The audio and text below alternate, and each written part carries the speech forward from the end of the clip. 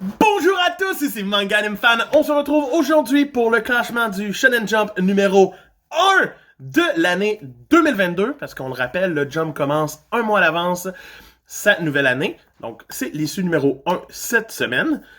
Une issue qui voit encore un peu de changement, pas tant, mais une belle surprise sur le podium. Vous allez voir, sans plus attendre. On s'abonne, on like, on commente, et on commence ça là.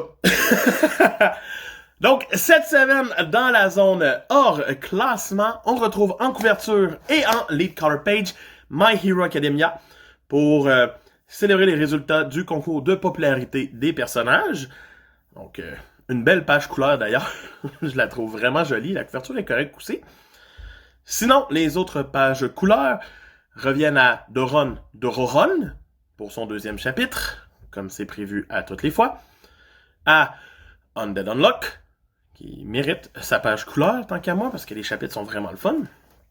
Et à Magu-chan, qui vient aussi nous montrer son résultat de concours de popularité. Donc, c'est le fun. Donc, pour ceux qui aiment Magu-chan, c'est très bien. Sinon, on a toujours dans les nouveautés, il ne faut pas l'oublier, Protect Me, Shugamaru, et Ayashimon, qui sont encore dans le créneau des nouveautés. Sinon, pour venir rejoindre Hunter x Hunter dans les absences, on retrouve cette semaine Black Clover en absence. Ça arrive, Black Clover, One Piece, Jujutsu sont comme en rotation d'absence. C'est correct. Puis My Hero aussi, des fois. C'est comme 4. Sinon, maintenant, passons à la zone rouge. Cette zone rouge-là, cette semaine, dans le fond du sommaire, en dernière position, 13e, c'est Ayakashi Triangle. Ça fait pas du bien de voir ce Ichi-là se placer à cette situation-là, surtout qu'il vient d'être annoncé en France. En 12e, c'est PPP qui, comme je l'avais dit la semaine passée, c'est ramassé dans le bottom 3. Et donc, probablement, sa fin va s'en venir dans les 7 prochaines semaines. J'y souhaite pas, mais ça se peut. Sinon, pour finir, le trio de fin, c'est High School Family, qui... c'est ça, c'est High School Family. En 10e, sort de la zone rouge. Il la regarde, fait genre, je veux pas y aller. C'est Marshall! Please, Marshall, continue. Fais ton petit bonhomme de chemin encore. En 9e, fait une grosse chute par rapport à la semaine passée, c'est Witch Watch. Mais il reste quand même dans sa moyenne normale, ça c'est certain. En 8e, on retrouve A Mission, Yosakura Family, qui continue quand même de revenir dans son milieu de tableau. Moi, ça me dérange pas.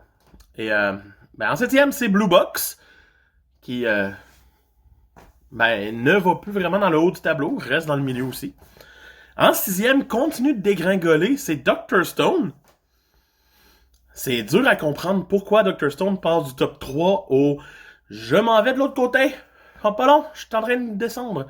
Mais je pense que l'annonce de la fin de la série puis tout le reste fait en sorte que le monde sont comme « elle va finir, j'arrête de voter pour ».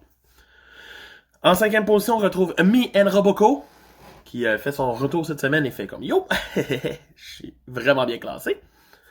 En 4e position, échappe au top 3, c'est Jujutsu Kaisen. Ouais. Un top 3 totalement bizarre aussi. On arrive en 3e position avec The Hills of Samurai. Bravo. Belle médaille de bronze.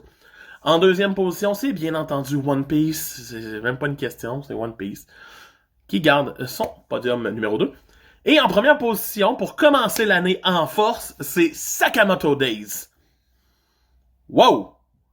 Ça, c'est une fun. Je suis vraiment content pour Sakamoto Days. Bravo à eux.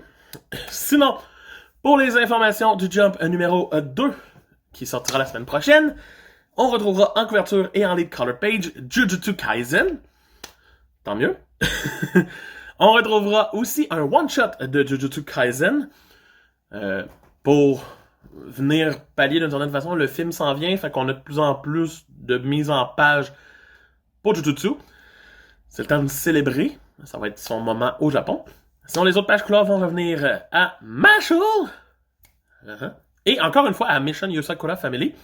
C'est comme si Marshall et Mission avaient les pages couleurs aux 2-3 semaines. Puis que sinon, c'était comme Undead. Puis les autres séries. Mais bon, c'était le classement du Shonen Jump numéro 1 de l'année 2022. J'espère que ça vous a plu. Moi, je vous retrouve demain pour la manga lecture, qui est vraiment intense sur le côté Bleach. Encore une fois. Et je vous dis, à demain! Bye!